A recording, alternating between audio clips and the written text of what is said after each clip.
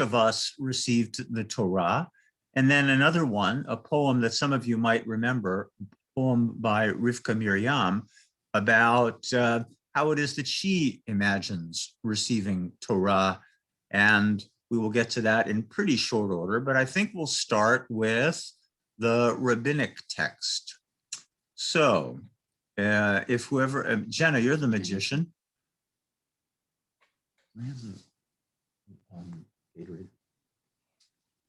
Yes. The Torah revealed to each. There we were, all of us standing around Mount Sinai. Do you remember?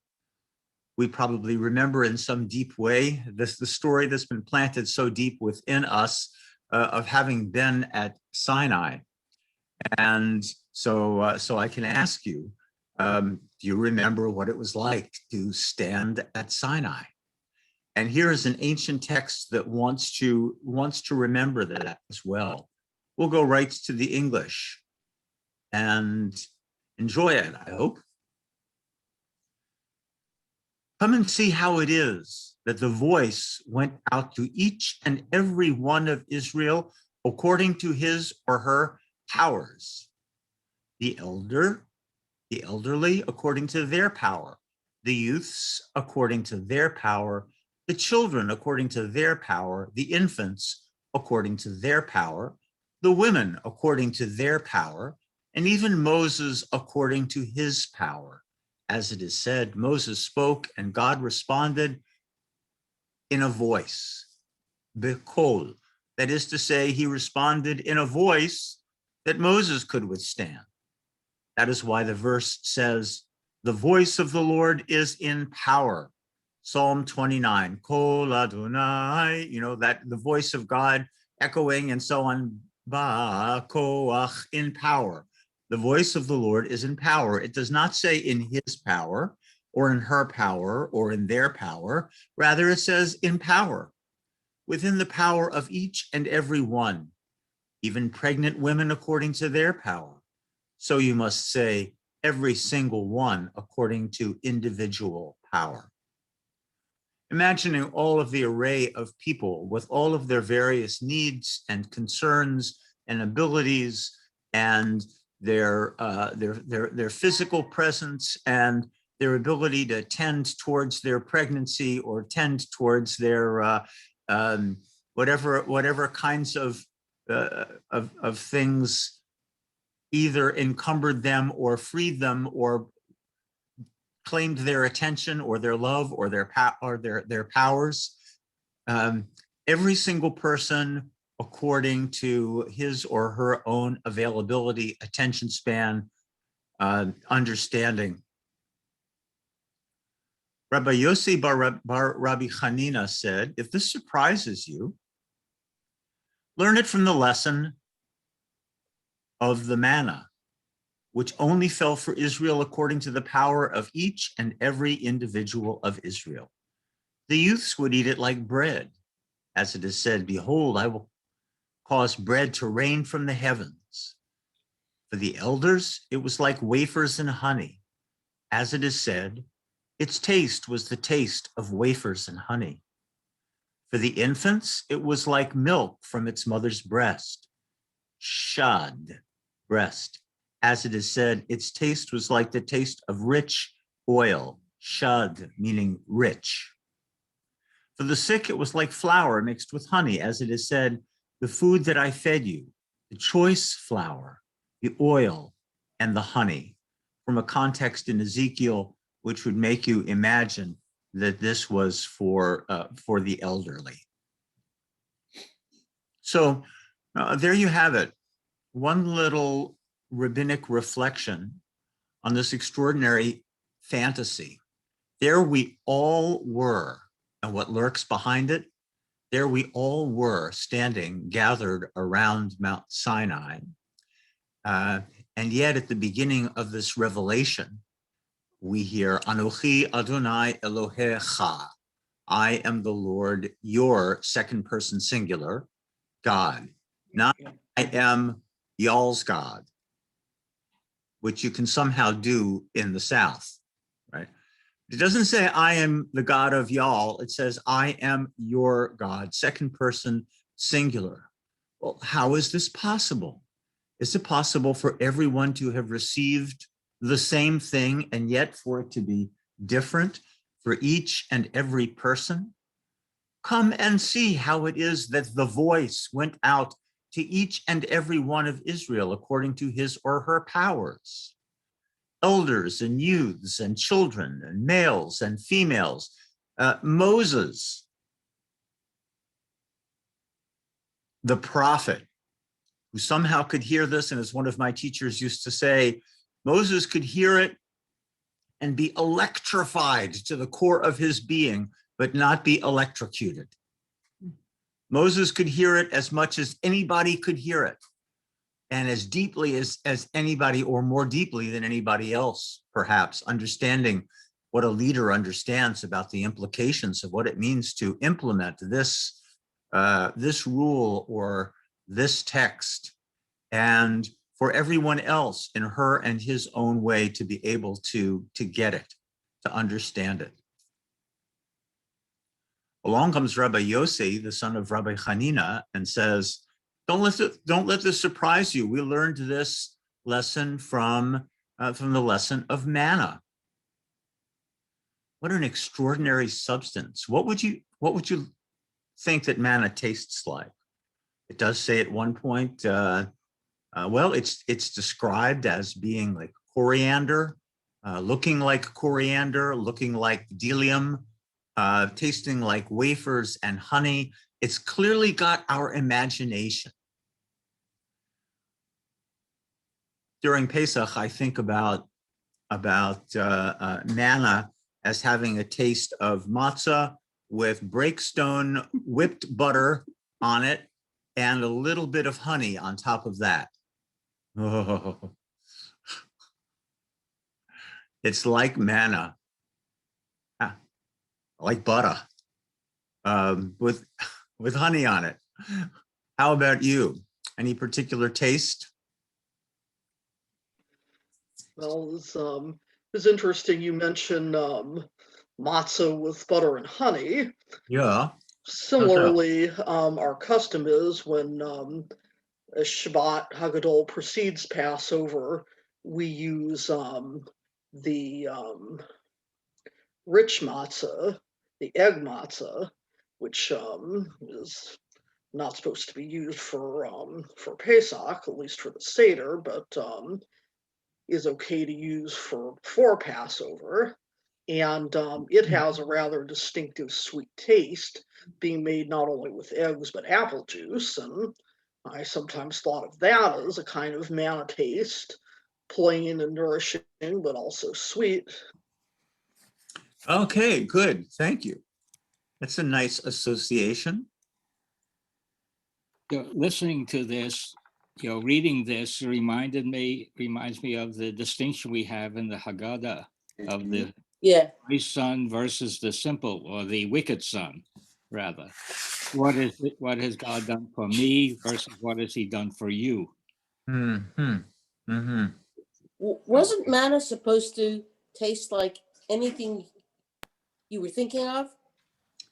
Well, that's part of the expanded, sort of enriched with apple juice legend of the whole, which gets the attention of our sages, of those folks who are my heroes of reading the Bible text, because it is so well described.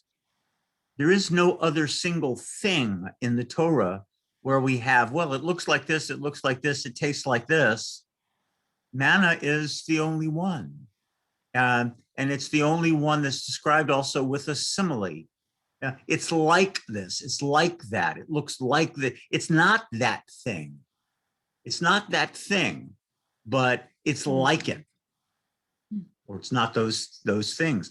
That gets the attention of these very imaginative and wonderful interpreters who want to say, ooh, what did that taste like to me? It was unique to me, and yet I went out to gather it just like everybody else did. And it's actually something to which we might turn our attention during an hour when we just get to talk and focus on manna. But, well, let me ask you this, in lieu of doing exactly that, because we only have so many days in the wilderness before we get to Shavuot. What do you remember about the manna, about the biblical story about manna, when it started, or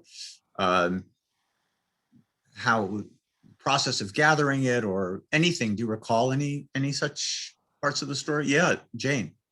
Well, people were very happy to get it at first. And then they complained because that was all there was. Imagine that. It was boring, so Yeah. Okay. But there was a double portion on Friday. And there was a double portion. Say it again. Because there was no manna on Shabbat. That's right. Yeah. So there's a double portion. All of this you'll find in the chapters of Exodus preceding the place where we get to Mount Sinai. I forget exactly what chapter, 15, 16, 17. Not 15, 16 or 17 or so. Yeah, not on Shabbat, and a double portion.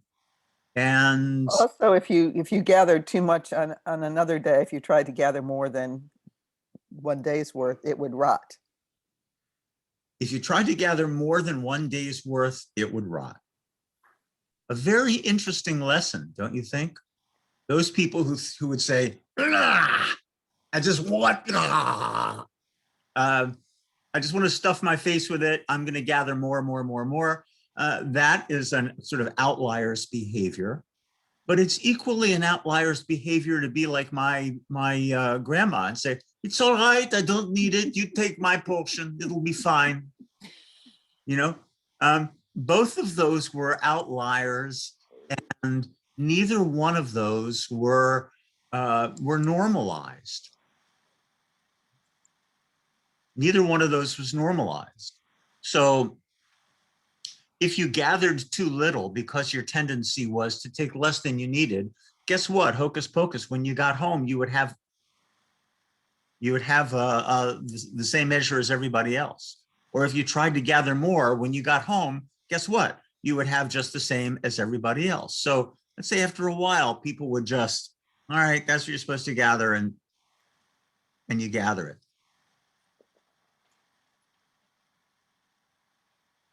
Portion control. Portion control, that's right. There's this theme that runs in different parts of the Torah, each according to one's own needs. So you give tzedakah, or you bring sacrifice, each according to your ability to do. You give shekels, each according to your ability to do. So it seems almost seamlessly woven throughout the text of the Torah that there's this attention to this individuality at the same time that there's this larger sense of what it all means. Thank you, Harlan. And that actually continues into the text and into the life of my heroes, the masters of this kind of discourse that becomes Talmud, that becomes imagination harnessed, imagination in some ways normalized, compassion normalized. This is the way in which we think through things, so that in the Talmud, where we talk about the needs of members of the community, and it says, quoting the Torah, each according to his own needs or her own needs, the question then becomes, what are an individual's needs, and how do you define that? If somebody lost everything in a bad investment, and the next day woke up and didn't have Chalila v'chas, a butler or a driver, is that something for which the community ought to kick in order to compensate that person who has suffered that grievous loss, or not? Or take it to whatever level you want. There is actually a story in the Talmud about Hillel, who served as a kind of butler or a footman to somebody who had been very wealthy and was grieving over the fact that he had lost all of this great wealth at sea or wherever it is that he had lost it. And Hillel became his butler for a period of time. It's not clear for what period of time, but what is clear is that there is a deep discussion that goes on. What does it mean according to one's needs? What does one actually need? And it's a story that, if you follow it all the way back into the Torah, seats itself in ways that Harlan has just described to us, giving according to, or getting in this rabbinic story, according to your particular needs. The manna part of our story is interesting in another kind of surprising and ironic way also.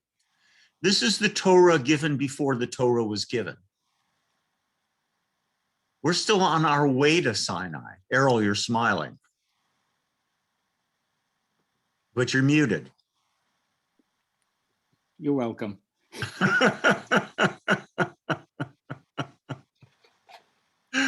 I can tell you're smiling because my eyes are still actually pretty good, but also your mustache moves a lot when you smile. It's not a feature that I think I've seen on you in 3 dimensions, because it's been a long time since I've seen you in 3 dimensions, but I'd recognize you anywhere. And the mustache sort of flies like a bird, you know, it expands, and I'm surprised that the air underneath it doesn't actually lift you up as you smile and talk, but okay. I'm considering it. The Torah given before the Torah was given. Here we are in the wilderness. The manna has started to fall from the heavens. This is panis angelicus, you know, this is the bread of the angels. And it starts to fall because we've run out of matzah, which just is a confirmation that there's no Costco back in those days, because otherwise, how could you possibly run out of matzah? Buy 5 pounds of matzah and they give you a free dessert along with it, just to make sure that give you enough of an incentive so that you'll be able to have a place in which to eat it. But the matzah gives out, and this bread starts raining from the heavens, and they pick it up. You have to pick it up before the sun will melt it, before the dew disappears, and it lasts you all of this day.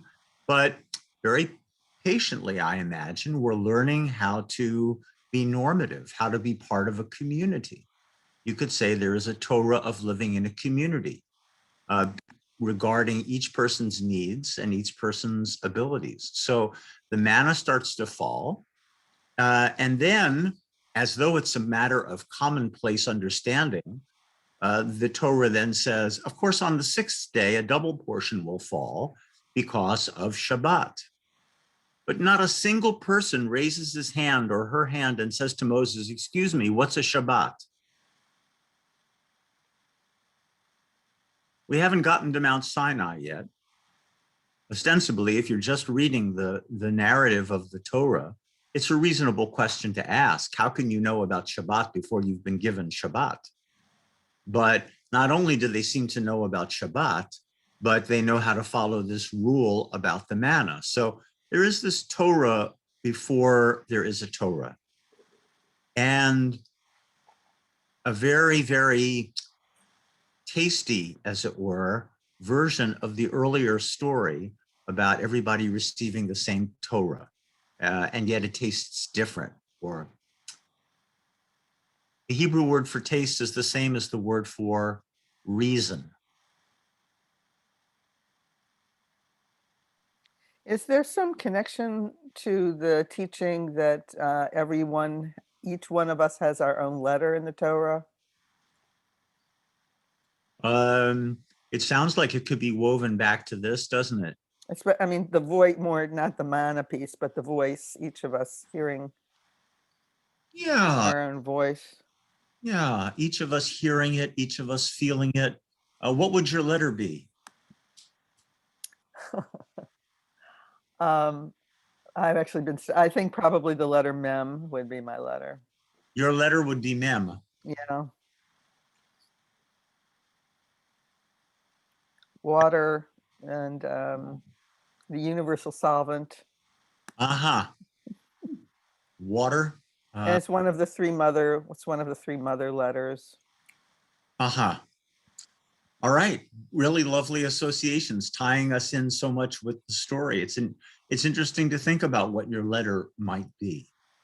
I just spent a number of hours, a bunch of hours on Zoom with our grandson, whose bar mitzvah was a couple of weeks ago, talking just about this, about our letters and about the letters engraved into the stone of the two tablets that have the 10 commandments on them, and what happens to those letters when they come down the mountain and see that the people are worshiping this calf.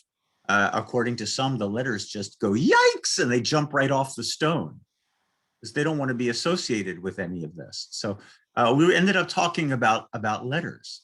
And I asked him, I said, Daniel, what's your letter? And he said, in a heartbeat, he said, Lamed, which is also my letter. And I have, so we had a great deal of fun talking about that. I actually have a box that I can almost see from here. It's across the room that is filled with lameds that I doodle from time to time. And I'm trying to think through something. I'll get out a pen and just in the back of an envelope or something, and I draw lameds. So I have this box that has decades worth of lameds in it. So thinking about what is your letter, if you had some individual claim on the Torah and it had an individualized claim on you, what would that claim be? What would that letter be? What Torah did you receive, or how did you hear something in a way that was different than the way somebody else heard it? Would it be dependent in some ways upon your gender, upon your age, upon your physical abilities, upon whatever it is that encumbered your spirit or freed your spirit?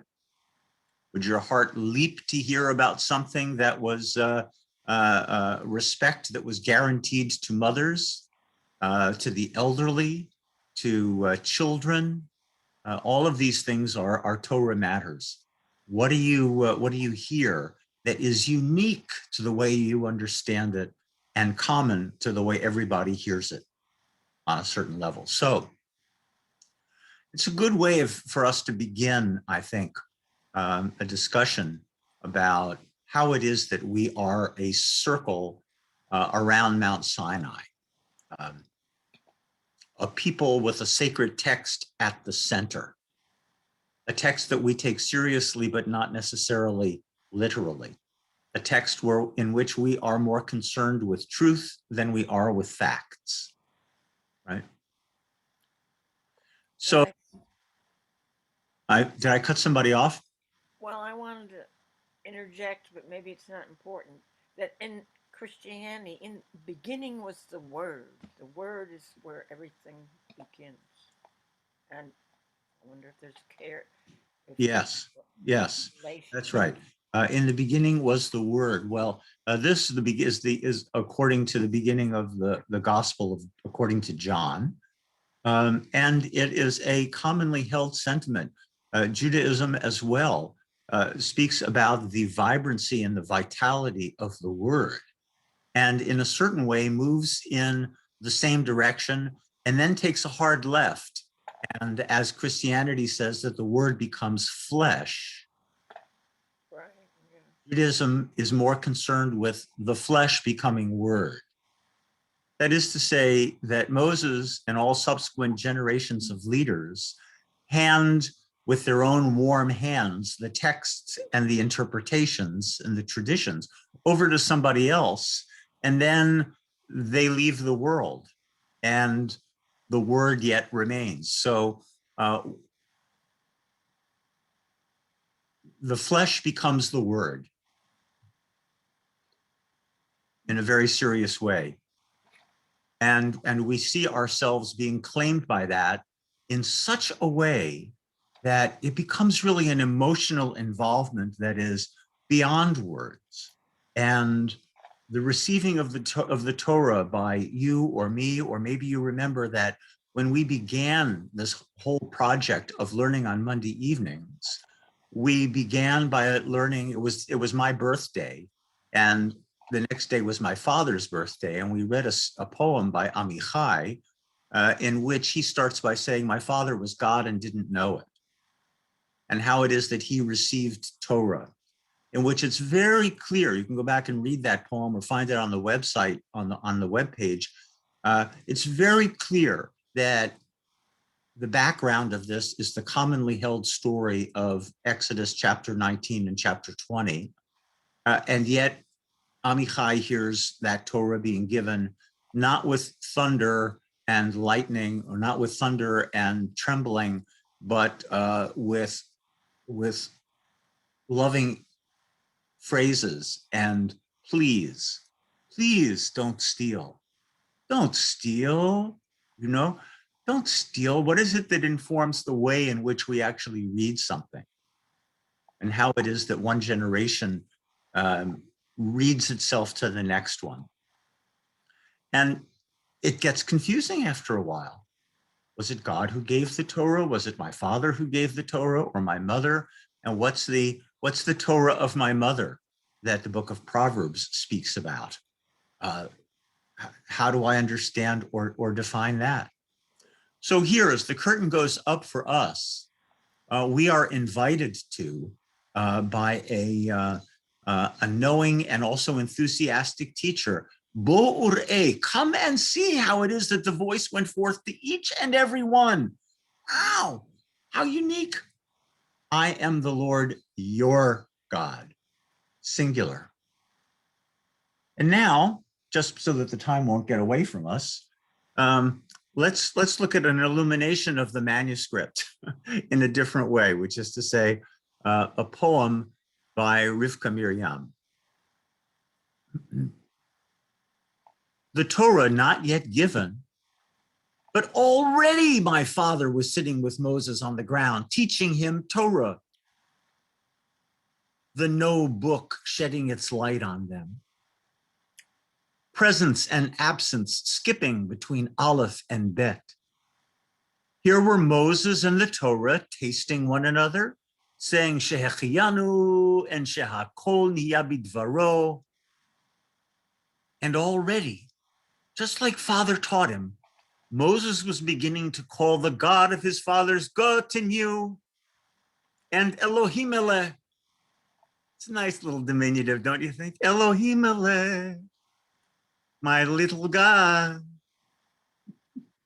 However, when God came to separate them and to put the Torah in his storehouse until he wanted it, each Vayomer, Vayihi, and Kitov were all gathered together, and Moses, in whom a budding caress was again becoming a clenched fist, ranged back and forth in the splash of the storehouse shadow, moving his lips with no sound, trying to repeat the Torah by heart until he could write it. There is a lot in that poem. Too much, too much. Continue. Continue. You know, the thing that I hear in both of these texts is the doing before the knowing. So I'm hearing a lot of Na'aseh v'nishma. Yeah, the doing before the knowing. Is the my father, is it, it's not Rivka Miriam's father. Is it my father? It is God. It is my, yours, mine, Uh-huh. the God of all of us. When she says the Torah not yet given, but already my father was sitting with Moses on the ground. That's the my father. No, she's talking about her father. She's talking about Mr. Leib Rochman, her father. So it's back to that individual, my father, my Torah, my family. my hearing, I think. Yeah. But so this is really making a distinction between the Torah, the 5 scrolls, and the Torah, the concepts, what is included in the Torah. Between the written Torah and the oral Torah, if you will. The capitalized and the lowercase. Or the abstract Torah and the Torah that has taste to it. As I said, the word for taste and the word for reason are the same word, ta'am. Ta'am with an ayin, ta'am. Yeah.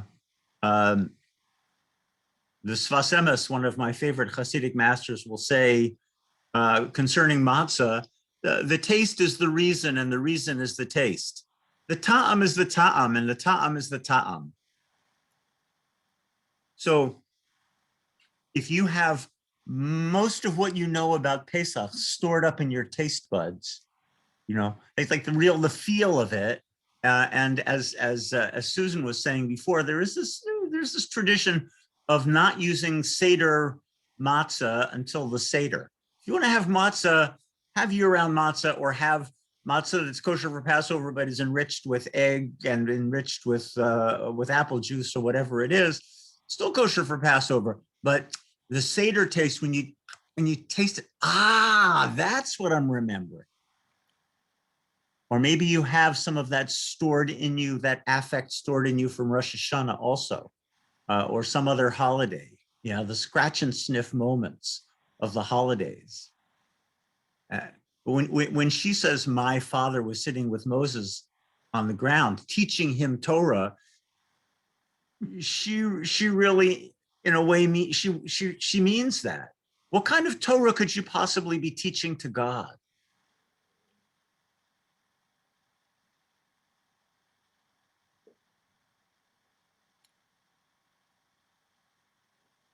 Essentially, the ethics that are encompassed within the Torah, rather than the words of the Torah. But the ethics, the behavior, the feel of it, the passion of it, the human passion and compassion of it, let's say. And back to what Lori was saying before, the doing of it. The doing of it, not the abstractions of it, but the doing of it. The knowing of God in an intimate way. The knowing of God in an intimate way. Yeah. Elohim Ale. Yes. Yeah. Diminutives. Absolutely. At least Elohim Ale is a diminutive. Quite right. Here were Moses and the Torah tasting one another. You have taste and you have reason. Here they were tasting one another. And what do you say when you taste something for the first time or the first time in its season? Shehechianu. And over almost any kind of thing that you would eat that's not, let's say that doesn't, what do I want to say? The generic, the manila envelope bracha that you would say over food would be shehakol. Shehakol, that everything is according to your word. You eat anything, then you would, and that's a reasonable bracha to make. So Moses and the Torah they're tasting each other for the first time. That's what the human being, that's what human experience tastes like. Yeah, Adina. There's something else that unfortunately, not because of you, but in the English doesn't come up, but in Hebrew does, that when Moses, the learning by heart in Hebrew is with a word of feet in leshanen. It comes also from the mouth. So there's something very oral and very mouth oriented in the whole poem that is very, very physical in a very wonderful way. And of course it's connected to Shinantam Lebanecha, but so even without that layer, There is the mouth comes back, the taste comes back when you want to learn it. Yeah. Yeah, yes. Thank you. Thank you. And what happens when God wants to put it away? Because, okay, you got to put your toys away now, children. We got to put them away. We'll learn them again another day. But that puzzle over which you worked so hard, I see it with my grandkids. I remember it with my kids. I can almost remember it just myself. A puzzle over which I puzzled for so long. In order to put it back in the box, it needed to be taken apart. And sometimes I would leave large pieces of it on which I worked particularly hard. I would leave those pieces intact to the extent that the borders of the box would allow that to happen. But generally speaking, taking the puzzle apart that's just a necessary cost of doing business. So it becomes not a grand picture that is more than the sum of its parts. It becomes less than the sum of its parts. And you have to take it apart and put it away. So there's Torah and Moses, and they're playing and they're tasting each other and they're learning. And oh, that's what the manna tastes like, or that's what oppression tastes like, or that's what slavery tastes like, or that's the reason behind honoring father and mother. And for God, that's an abstraction. There's in our way of thinking about it, God doesn't have a father or a mother. One of my great teachers, Zalman Schachter Shalomi, Alav HaShalom, used to say sometimes after the minyan, if I davened in the minyan, and I went a little bit quickly. I started because I was nervous, all these great daveners and all these great teachers of mine were present in this minyan, and I maybe didn't leave quite enough time for people to finish the Amidah. Zalman would come up to me and he'd say, Steve Laban, let me just ask you, can you just indulge the Kadosh Baruch Hu a little bit more? Just give him a little bit more time, because after all, you have to remember, it's very lonely being an atheist. So it's the way he would talk. Say, God is an atheist. God isn't, you've got God to rely on. God doesn't have anybody to rely on other than you if you're leading the davening. So can you just give God a little bit more time? Here's God learning all of these things that otherwise God isn't going to be able to learn. But he is the master, but God, let's say let's just kind of spread out the gender stuff here. She is the master of the letters themselves. And each vayomer, and he said, each vayehi, and it was, each ki tov, and it was good. When you break down, you have lots and lots of occurrences of these little phrases. When God breaks the puzzle apart and breaks them down into these component parts and puts them back in the box, well, Moses hasn't finished learning the whole story yet. He doesn't know it. And so he's trying to remember, and he really can't remember it. And there's the storehouse in which God has stored all of these little component parts. There's the puzzle box over there, and Moses ranged back and forth in the splash of the storehouse shadow, moving his lips with no sound, trying to repeat the Torah by heart until he could write it. To repeat the Torah by heart until he could write it. What comes first, the written Torah or the oral Torah? Yes. Yes, exactly. Steve, I'm seeing another dynamic in there between the first section and the second. So at the end of the first one, Moses begins to call God in a very intimate way, personalized, diminutive. And then the next thing is God comes to separate them and take the Torah, put it in a storehouse, and until God's ready for it, until God wants it. And I wonder, is Moses too cheeky? Is he too When a child starts calling their parents by their first name, or something that just seems a little too familiar or not respectful enough, or I'm not sure what the other or is, but I sort of feel that in here as well. And Moses's budding caress becoming a clenched fist. It's been taken away from him, and intentionally so. I think the word you're looking for is presumptuous. Yeah, that's a good word. I actually saw it as the space that she talks about in the first stanza, skipping between Aleph and Beit, because the calling God by these intimate names is approaching God so closely as to really approach very closely to the Aleph, which we're not meant to do, even Moses. And so the stepping into to separate is the movement back to its Beit. There are really two here. Yeah, between the one and the two. Yeah, what is it that separates one Aleph from two, the binary? Yeah, that's interesting too. That's very interesting. Also under the rubric of presumptuousness. And Rachel, you bring out something that is delightful to me, and I never really thought about it before. You all are too excited. It's too close to your nap time. It's time for you. It's time for you to go home now. And for us to put this to bed, at least now, because God has another idea about how this ought to be done.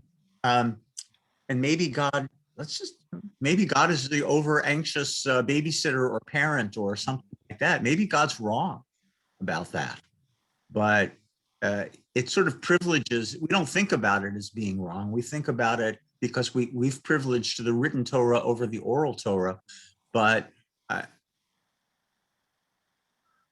I think that's a bad presumption. What does it mean to repeat the Torah by heart? To say it over and over and over? Well, if you're saying it over and over because somehow you've assimilated it, and is repeating the Torah over and over and over until you could write it the same thing as learning what's in the Torah? And is it at the point that, sometimes people don't remember things until they write them down? Yeah.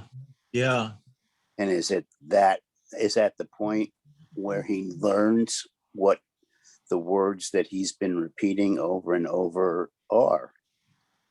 Yeah, what's happened? This is so rich. This is almost fattening. This is like Lashad Hashemen. This is like the taste of manna, the oil, and the wafers and honey and whatever else you want it to taste like. The last line of the poem, we could double click on so many of these words, trying to repeat the Torah by heart. Which means literally, as Adina was saying, by mouth. And the Torah sheb'peh, the Torah that comes because of what the mouth does. Not because of what's written on the page, but the Torah that comes because of the mouth, which in the idiomatic English is to say it by heart, but it's quite right and probably ought to be reflected in the translation. Translators always have to figure out whether to be very, idiomatic or not idiomatic. And what would be served by trying to repeat the Torah by mouth or in some other way, or word for word might be that's a good word for word, that's a little haiku-ish about it. Can you also say putting it into words? Putting it he has the concept and he's putting it into words. Yeah. But isn't it like that taste again that we were talking about, that first taste of matzah or the manna or whatever? You sort of know what it tastes like, but a year later, when you're tasting that matzah again for the first time, you still want to taste it. You've got the memory of it, but the taste is still important. So these things are just going around and around. He's tasting them more and more, or remembering the taste. And then he has to actually solidify it with the words. Well, there's a difference between learning something and being able to put it into words. Mm-hmm. Yes, quite. And also going back to the top, where skipping between Aleph and Bet, I was looking at it differently. It goes, use the word, harkens back to what you always discuss, talk about the spaces between the letters, the meanings between in the white spaces. Yeah. Could the Aleph and Bet also be that the Bet is the first letter of the Torah and the Aleph is what comes before that? And so I think somebody was mentioning about the Aleph. Sarah. And so it's sort of between, you're skipping between sort of knowing and what came before the knowing. And the Bet is where it really begins, but he's not quite there yet. He's still shuffling back and forth, trying to figure it out. Yeah. There are 3 stories about a would-be convert who comes to Hillel. The most famous of those stories is the story of teach me the Torah while I stand on one foot. And Shammai throws out the interrogator, the pilgrim, the would-be student, and Hillel accepts him without any question and says, here it is. What is hateful to you, don't do to your neighbor. That's the most famous of the stories. It's not the first of the stories, but the first of the stories is, teach me the Torah, says this would-be convert, on the condition that we're only talking about the written Torah. I only want to know Genesis, Exodus, Leviticus, Numbers, and Deuteronomy. That's all I want. Shammai throws him out, and Hillel accepts him as a member of the community. And on his first day in school, as it were, along comes this pilgrim / would-be convert, joiner, and Hillel says, all right, this is an Aleph, and this is a Bet, and this is a Gimel, and this is a Dalet. If you want to learn the written Torah, you have to know how to read it. This is an Aleph, this is a Bet, this is a Gimel, this is a Dalet. Come back tomorrow. The student comes back tomorrow, and Hillel says just the opposite of what he had said the day before.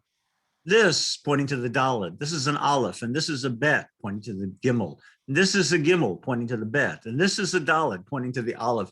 And the student says, wait a minute, yesterday you taught me just the opposite. And Hillel says, wow, that's interesting. It seems as though you have to accept my oral Torah before you can actually get to the written one. It's a pretty interesting story. The first Zen master.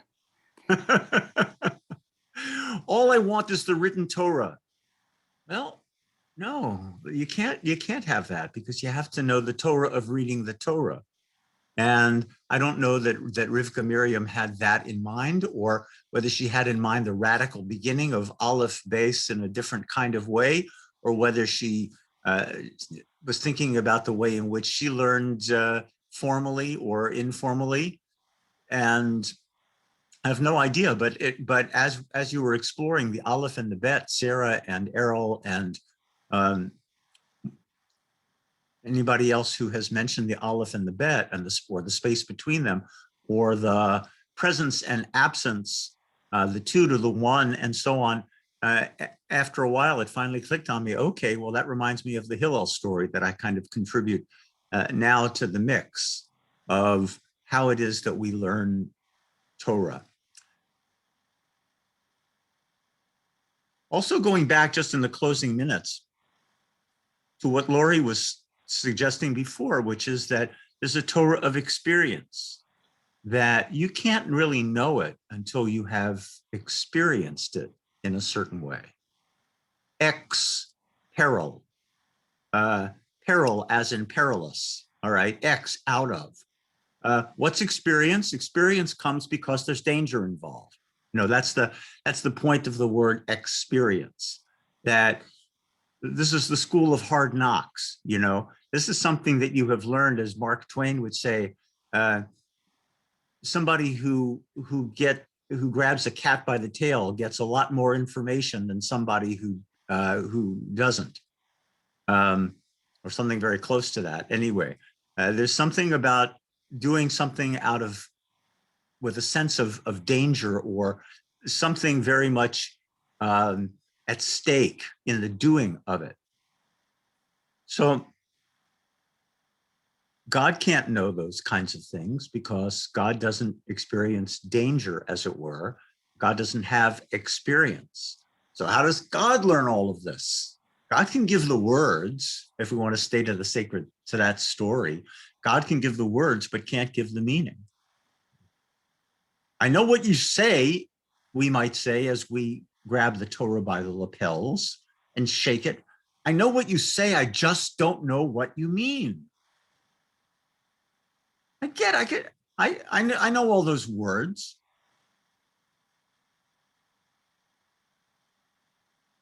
What does it mean, let's say, that 6 days a week you shall do all of your work, the seventh day is a Sabbath to the Lord, and on it you shall do no work?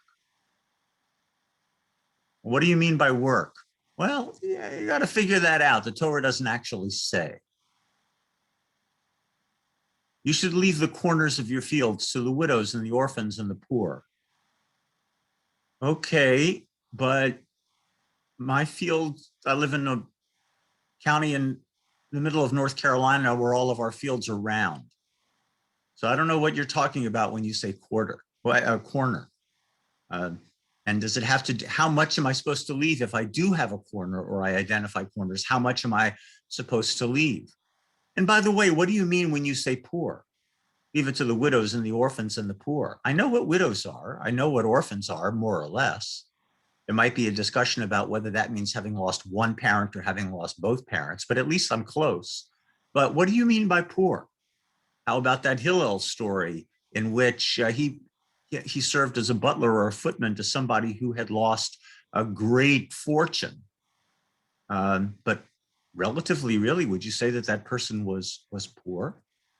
In other words, I know what you said. I know what the words mean. I know the words, but I just don't know what it means in context. I don't know. How can I learn that? How can I figure that out? How do I value that? What kind of a claim does it make on me? What kind of claim dare I make upon it? How does it expand? And as I started to say before, if we were to double click on many of the words in that last sentence, we would have a story of the unfolding of Hebrew texts, of ancient texts. We have Torah, and then we have Lishanen al Peh, to teach it, to repeat it by heart.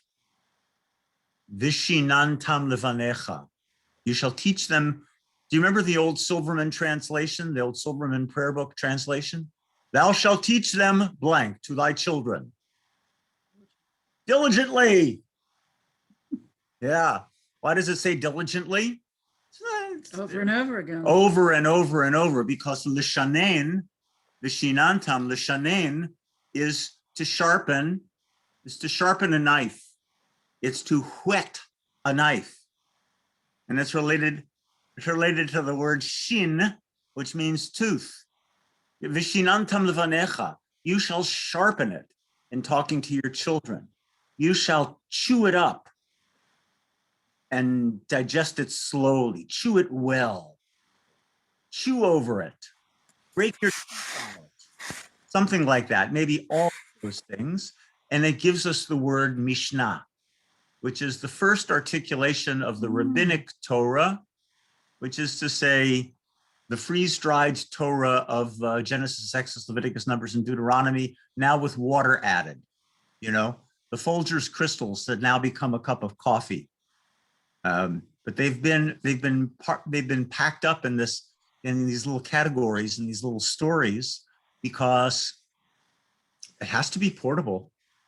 You have to be able to carry it one place and the next. So is Rivka Miriam talking about her father? Is she talking about anybody's father or anybody's mother or anybody whom you consider to be the source of the Torah that you know? Projecting it, retrojecting it back to a time when there was a no book. It was a non-book. It was a pre-book book that was necessary. And the way this really starts is with from the earth below. It's not Torah from the heavens, it's heaven from the Torah. Because it starts with her father teaching God and being in that on an intimate basis, an intimate level with God. That's really the beginning of all of this. The Torah not yet given. The Torah not yet given, but already my father was sitting with Moses on the ground teaching him Torah. The no book shedding its light on them. Presence and absence skipping between Aleph and Bet. The certainty of uncertainty.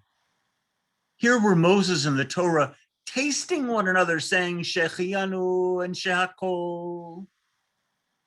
And already, just like Father taught him, Moses was beginning to call the God of his fathers Gotinu and Elohim Eleh. However, when it came to be nap time, when God came to separate them and to put the Torah in his storehouse until he wanted it, then each Vayomer, Vayehi, and Kitov were all gathered together. And Moses, in whom a budding caress, it's such a good beginning. So a budding caress was again becoming a clenched fist. Moses, in that heightened state of agitation, trying to remember how one thing's connected to another, ranged back and forth in the splash of the storehouse shadow, moving his lips with no sound, trying to repeat the Torah by heart, until he could write it. But before you can write it, you have to have the experience of it. So we'll bring down the curtain on that one for now and pick up the story yet again. All right? Look forward to it. Yes, Thank you. To you. Thanks so much, everybody. Yeshikah. Thank you. Pleasure. A pleasure and an honor. Bye. Bye. Bye. Bye. Bye. It was a great food, yeah.